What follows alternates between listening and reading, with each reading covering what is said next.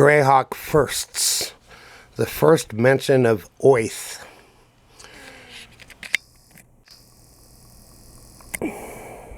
In the first issue of The Dragon, published in June 1976, Gygax prefaced Chapter 1 of his serialized novella, The Gnome Cache, with the note that the story's setting, Oerth, was very similar to Earth in terms of geography. The first deities of Greyhawk. One facet of culture that Gygax did not address during the first few years of his home campaign was organized religion.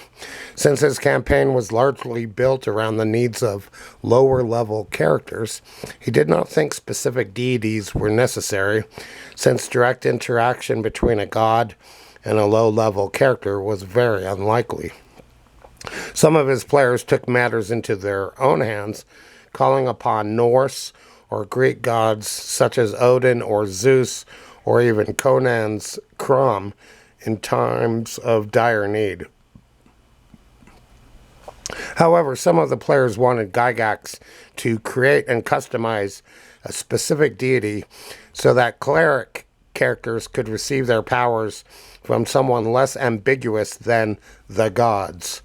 Gygax jokingly created two gods, Saint Cuthbert, who brought non-believers around to his point of view with wax of his cudgel, and Fultus, whose fanatical followers refused to believe that any other gods existed.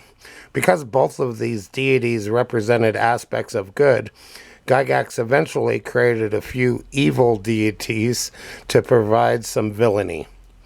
In Chapter 2 of the Gnome Cache, which appeared in the second issue of The Dragon, a shrine to Saint Cuthbert, spelled Saint Cuthbert, was mentioned, which was the first published reference to a Greyhawk deity. The first Greyhawk novel. In 1976, Gygax invited the science fiction fantasy writer Andre Norton to play Dungeons & Dragons in his Greyhawk world. Norton subsequently wrote Quag Keep, which involved a group of gamers who travel from the real world to Greyhawk. It was the first novel to be set, at least partially, in the Greyhawk setting, and according to Alternative Worlds, the first to be based on D&D. Quag Keep was excerpted in issue 12 of The Dragon, February 1978, just prior to the book's release. The first Greyhawk adventures published by TSR. From 1976 to 1979, Gygax also shared some glimpses of his home campaign with other gamers when he set several TSR Dungeons & Dragons adventures in the world of Greyhawk. Lost Caverns of Tisajkanth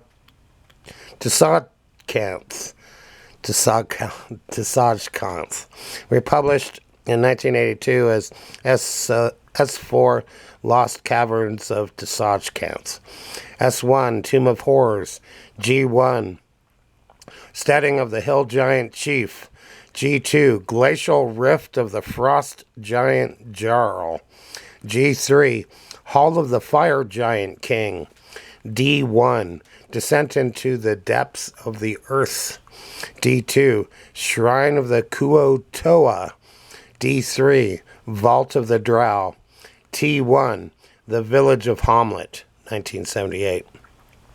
In addition, Lawrence Schick set his 1979 TSR adventure S2 White Plume Mountain in Greyhawk. Despite fan curiosity, the original Castle Greyhawk was never officially published outside of Gygax's home campaign.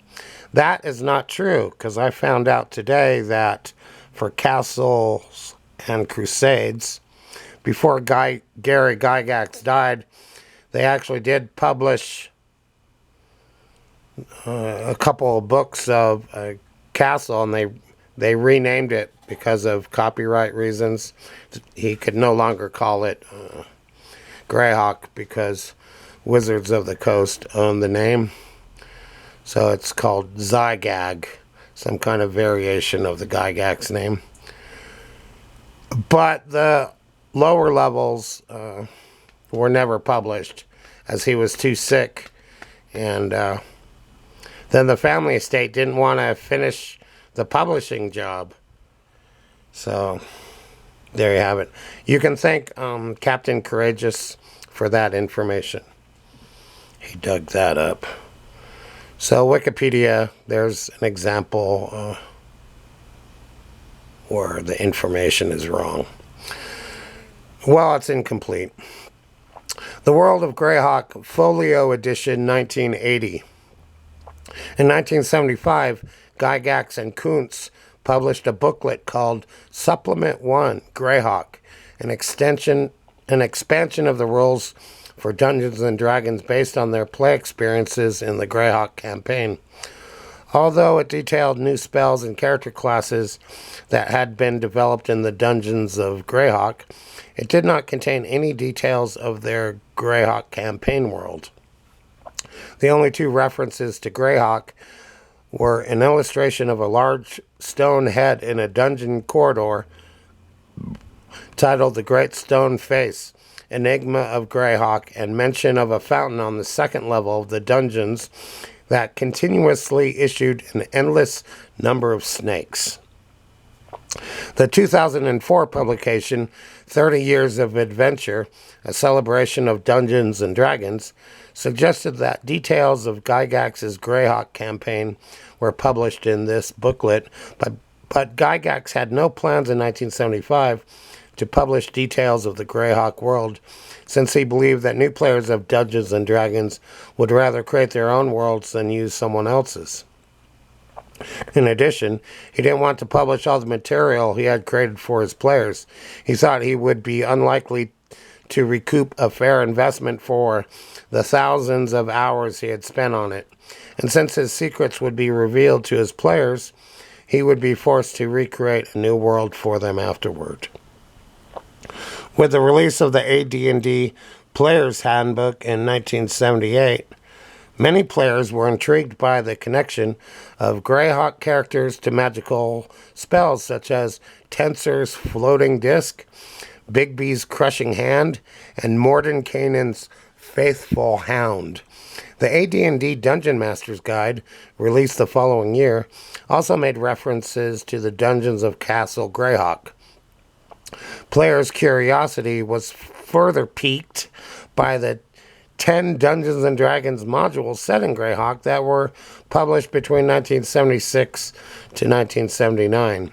Several of Gygax's regular columns in Dragon magazine also mentioned details of his home campaign and characters that inhabited his world. Gygax was surprised when he found out that players wanted to use Greyhawk as their campaign world. Development of geography. Rather than using his own version of the Great Kingdom map, which included local areas based on real-world maps, Gygax decided to create an entirely new and greatly expanded version of Oerth, spelled O-E-R-T-H, but famously he pronounced it with a Brooklyn accent, so it's Oerth. Imagine Popeye saying it, something like that.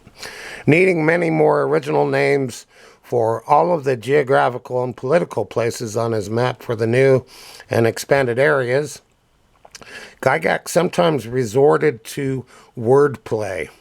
He had previously used Perrinland on the Great Kingdom map, named after Jeff Perrin, who co-wrote the rules for Chainmail with Gygax, but for the new Greyhawk map, he added many more such names of friends and acquaintances.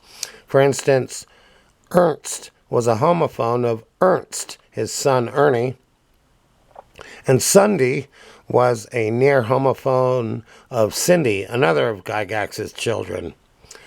Gygax gave only the most basic descriptions of each state.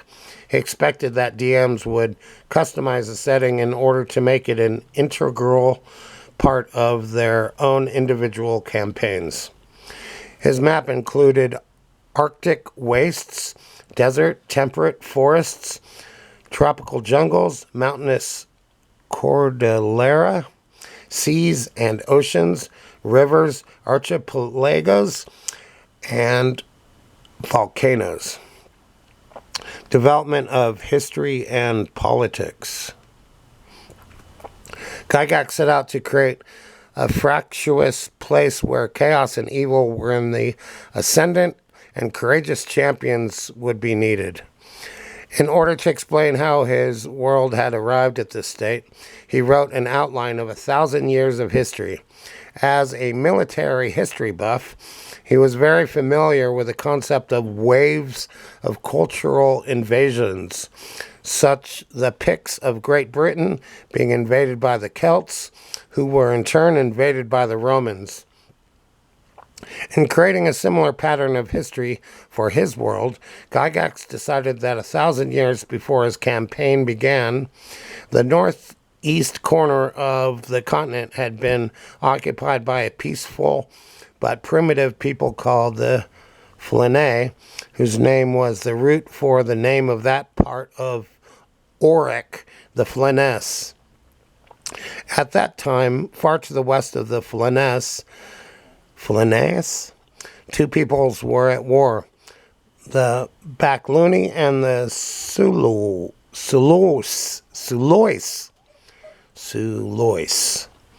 The war reached its climax when both sides used powerful magic to obliterate each other in an event called the Twin Cataclysms. Refugees of these disasters were forced out of their lands, and the Sulois invaded the Flenes, forcing the Flenae to flee to the outer edges of the continent. Several centuries later, a new invader appeared, the Oerthians, and they in turn forced the Sulois southward. One tribe of the Oerthians, the Aerti, began to set up an empire. Several centuries later, the Aerti's great kingdom ruled most of the Flenes. The Aerti overkings marked the beginning of what they believed would be perpetual peace with year one of a new calendar, the common year, CY, reckoning. However, several centuries later, the empire became decadent, with their rulers losing their sanity, turning to evil and enslaving their people. When the overking Ivid V came to the throne, the oppressed peoples rebelled. It was at this point, in the year 576 CY, common year, that Gygax set the world of Greyhawk. As Gygax wrote in his World of Greyhawk folio, the current state of affairs in the Flenes is confused indeed. Humankind is fragmented into isolationist realms in different nations, evil lands, and states striving for good. Gygax did not issue monthly or yearly updates to the state of affairs as presented in the folio, since he saw 576 common year as a common starting point for every home campaign. Because each would be moving forward at its own pace, there would be no practical way to issue updates that would be relevant to every dungeon master. Gygax was also aware that different players would be using his world for different reasons. When he was a dungeon master of his home campaign, he found that his players were more interested in dungeon delving than politics. But when he switched roles and became a player, often going one-on-one with Rob Kuntz as dungeon master, Gygax immersed his own characters in politics and large-scale battles.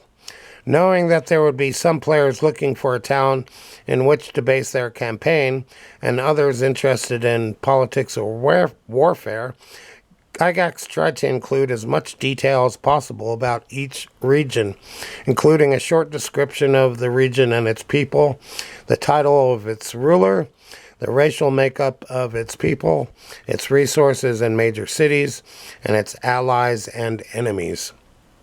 For the same reason that he had created a variety of geographical, political, and racial settings, he also strove to create a world with some good, some evil, and some undecided areas. He felt that some players would be happiest playing in a mainly good country and fighting the evil that arose to threaten it. Others might want to be part of an evil country, and still others might take a neutral stance and simply try to collect gold and treasure from both sides. Publication. See also World of Greyhawk fantasy game setting.